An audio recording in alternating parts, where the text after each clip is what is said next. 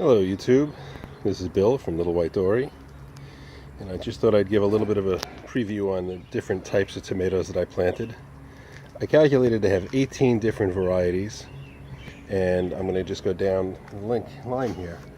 I have a large red cherry, basic cherry tomato, and we're looking a little less than dark green. I'd like to get some iron in there and hopefully change that. I have a super beefsteak, which is a burpee. I'm going to guess it's a hybrid. I'm not sure. They're doing fairly well. I think the foliage is looking pretty good. We have a Cherokee purple, which was a tomato that I grew, and I put some iron tone from, I forget the name of the company, but you can see that the size on this is substantially larger than some of the others, so the iron apparently didn't hurt. We have a Baker's Creek Rebecca Allen. Got quite a few of them, and they're doing well. They're a little smaller. I have a Rutgers Burpee, I believe is the brand on that one, and I think they're doing well. They look happy. I've got another Baker's Creek called a Bonnie Best, and some of these are a little smaller because just the way that I experimented with the time on light and heat pads and so on. I have an Abe Lincoln, which is leftover seeds from last year, doing very, very well, equal in size to the which one did I say it was? The can't see, I gotta look back, to the Cherokee purple. They're doing fairly well. Just kind of move these around. Another one that's doing well, and I've got double seeded here, is an early pick VF. I believe that's a burpee. I have some different Romas. I have a Roma VF, which is a disease-resistant Roma. I have a Dad's Sunrise, which is a orange-red kind of mix beefsteak tomato. Another one called the Delicious, which is apparently supposed to be one of the largest tomatoes. I'm showing the plant, I should show the plant. Largest tomatoes that you get. Holds the record according to Baker's Creek. I also think I have a couple more, but I don't see them right here. Oh, I know why, because I have them inside the greenhouse. So let's take a look in there, see what we've got. This is working out well. Of course, when I go in there, it's going to get quite warm. So we'll see how long I can stay. Oh yeah, it's warm in here. It's not that sunny out right now, but it is plenty warm. In here, I have Romas without the VF. I have some Brad's Atomic Grape, which are these multicolor grape tomatoes from Baker's Creek. We have here the Great White. That's a green or white tomato. Kind of green, I should say. I have the peppers, which are in this tray. You can see I got some green mold and stuff going, and I don't know how much that's hindering things, but they're growing. They look okay. They're just not growing big. We've got our transplanted California Wanderer. What else do I have in here? Take a look back here. More California Wanderer. I guess those are all California Wanderers. And I can't see this one, so I have to slide it over. Find out which one this is. This is another Roma without the VF. And this one over here is the True Black Brandywines. Those are the ones I'm really looking forward to. And you can see some of these started out a little bit leggy.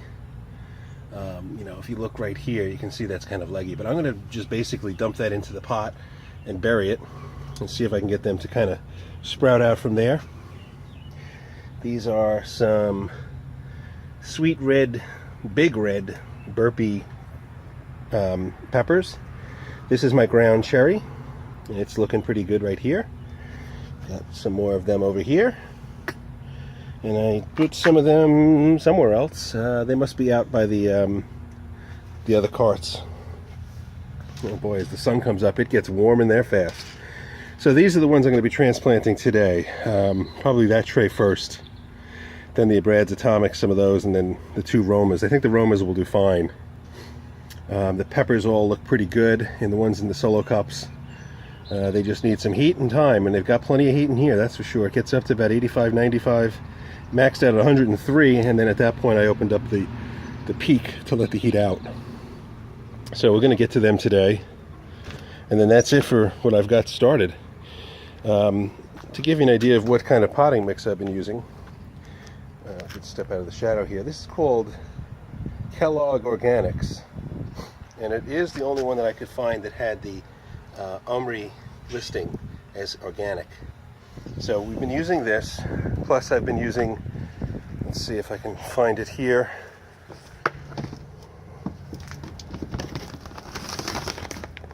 No, that's not it. Here we go. The empty bag, but this is the iron additive that I have. It's a fertilizer with iron, and the ones that I did use this on are the ones that are noticeably bigger and healthier looking. So we have some more coming by way of Amazon today, and I can do a little top dressing. Let's see if you can see the differences here. A good example would be, well, if I look over here, this green is nice and green. Let me come around the other side so that the sun is at my back, and you'll be able to see the difference in shades perhaps. But these green here are healthy green. If I go over here, the shorter ones, not as green. They're green, but I see there's a little yellowing. I put in some other, the same brand makes a generic vegetable fertilizer, organic. So they all have that in there. So they may catch up in the next couple of days. There's a nice large red cherry that I'm going to probably wind up keeping in this little pot and giving away as a gift. I have a few more. Let's see what this one is. Oh, this is a Marglobe. I didn't have one of those over there. Let me put that with my collection of one of each. I'm trying to get a established package here of keeping the ones for myself and putting them in the garden. So I know that one I didn't have there. And the other set of tomatoes I have, the last batch, is what's in this trailer here. And they are doing well. I mean, you've seen these before. If you look back at some of the older videos, which I can't imagine you'd have nothing better to do, you'd see that these are starting to fill in.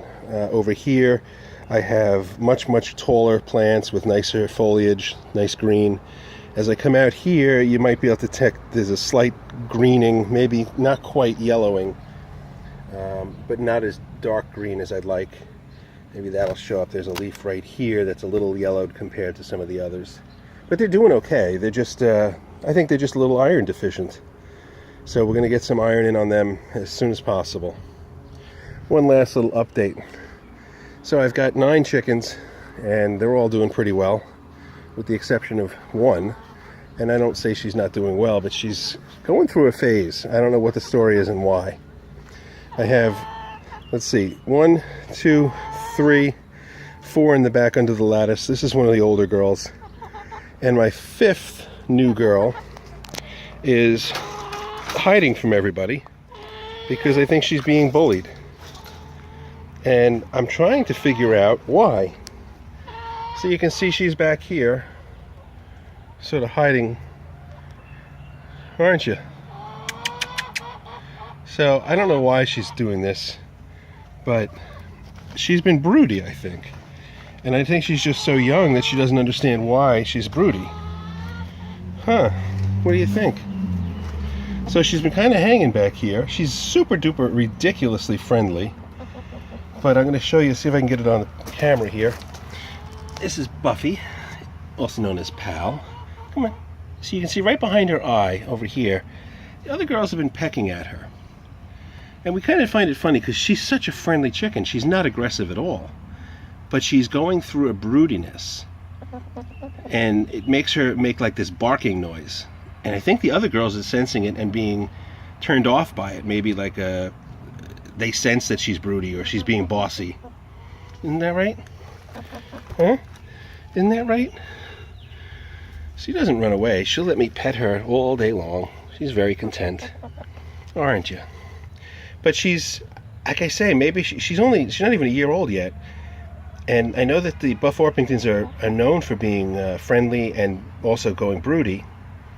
But I'm thinking that maybe she's sort of going broody at a time when the other girls are just not looking into, having a broody hen around.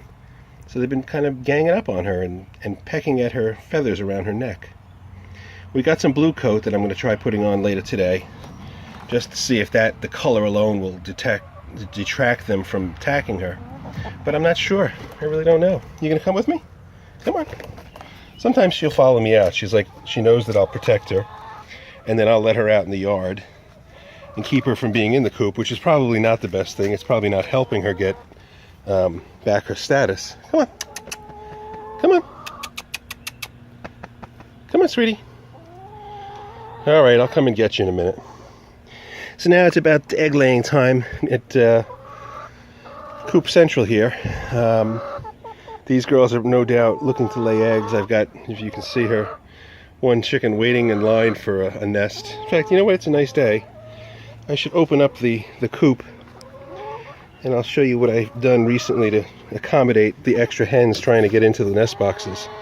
We added one more nest box. So I'm going to leave this open. It's supposed to be a nice day today. That door will stay open. And we have... Hello, Sydney. Sydney's in here laying an egg. I've got Zippy in there laying an egg. And there's one box open. So let's see who will go in there. I've yet to see 3 chickens in there at the same time. I use these bins. They're masonry bins.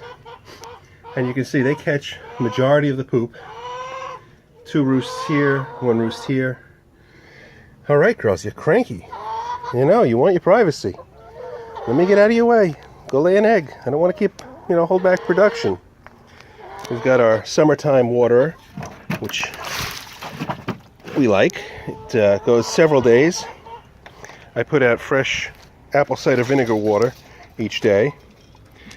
And I have other watering systems too. You can see right in here is the winter waterer with the metal base, and then I use this one here as a backup, which is just a 3-gallon pail down to a little cup drinker. And this thing is really good in that it doesn't waste water, and I like that about it. Having it here and being that it's blue, it probably gets pretty warm by the evening, and it will definitely get warm by the summer, so I may move that to the other side where it'll be in shade more often. But the blue will keep algae from growing, hopefully, and it holds 3 gallons, and it'll take 2 weeks minimum, if not longer, for them to finish it. Someone wants to lay an egg. That's Hootie. She likes to announce before she lays the egg.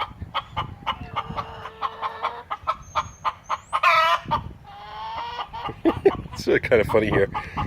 But these are the noises coming from the coop when everybody's getting their egg on. All right, so we'll call it a day there, YouTube. We've got some transplanting. It is actually going to be a nice day today. We've cleared out the back now as much as I'm going to clear out with chickens, so they won't be going in the back over here anymore. I'll keep them out. You can see I've raked out around the gardens, and I'll be getting into the gardens probably today. Maybe not. We'll see. I'm always saying today, but it'll always be tomorrow. And back here, I still have a little more raking out to do. We're debating bringing in a couple yards of wood chips, and I'm planning on covering everything out here, out to this perimeter. I'd cut this and then run it over to the corner here. So hopefully I'll get that done sometime next 2 weeks while the wife's away. And everything else is looking good. We finally have this garden cleared out. The only thing in there from previous years is the hosta.